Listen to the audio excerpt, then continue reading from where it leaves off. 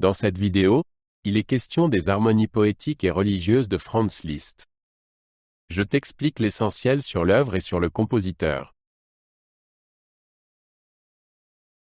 Franz Liszt, compositeur et pianiste important de la période romantique, était connu pour sa capacité à exprimer des émotions profondes et des pensées philosophiques dans sa musique. Son recueil, Harmonies poétiques et religieuses, est un parfait exemple de la manière dont Liszt utilisait les formes musicales pour incarner des idées poétiques et spirituelles. Ce recueil contient 10 pièces pour piano solo, composées entre 1845 et 1852 et inspirées par les poèmes éponymes d'Alphonse de Lamartine. Harmonie poétique et religieuse comprend une grande variété de pièces, chacune représentant un paysage émotionnel et une profondeur spirituelle unique. Les pièces les plus connues du recueil sont Bénédiction de Dieu dans la solitude, Funérailles et Cantique d'amour. Chaque pièce reflète, par sa structure musicale et ses développements thématiques, les thèmes poétiques et religieux sous-jacents des poèmes de Lamartine. L'une des œuvres centrales du recueil est Bénédiction de Dieu dans la solitude.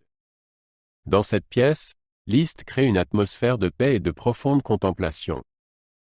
La musique s'écoule calmement et richement, avec une mélodie qui se déploie comme une prière. En utilisant de larges arpèges et une mélodie principale lyrique qui se pose sur des accords souples, Liszt illustre les sentiments de réconfort et de présence divine. Funérailles, la 7e pièce du recueil, est une partie dramatique et chargée d'émotions. Composée en octobre 1849, cette pièce reflète les troubles politiques de l'époque et a souvent été interprétée comme un hommage aux amis de Liszt tombés pendant les révolutions hongroises. Les accords de basse profonds et les rythmes de marche créent un sentiment de tristesse et de perte, tandis que les passages héroïques et virtuoses symbolisent la lutte et l'espoir. La pièce finale du recueil, Cantique d'amour, représente l'amour céleste et l'élévation spirituelle.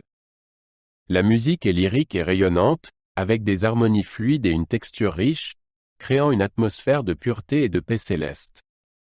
Les douces lignes mélodiques et les accords lumineux reflètent l'innocence et la beauté de l'amour divin.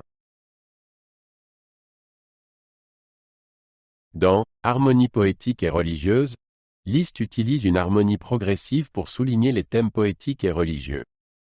L'utilisation de septièmes diminués, d'accords étendus et de modulations inattendues contribue à donner une interprétation musicale au texte de Lamartine. Ces techniques harmoniques permettent à Liszt de créer une résonance émotionnelle plus profonde et d'explorer les dimensions spirituelles des poèmes. L'écriture de Liszt pour le piano dans ce recueil montre toute sa maîtrise et sa capacité d'innovation. Les pièces sont techniquement exigeantes et requièrent une grande sensibilité d'interprétation. Liszt utilise un large éventail de techniques pianistiques, y compris des sauts d'octave, des arpèges rapides et des trilles délicats, pour transmettre la profondeur émotionnelle et spirituelle de la musique.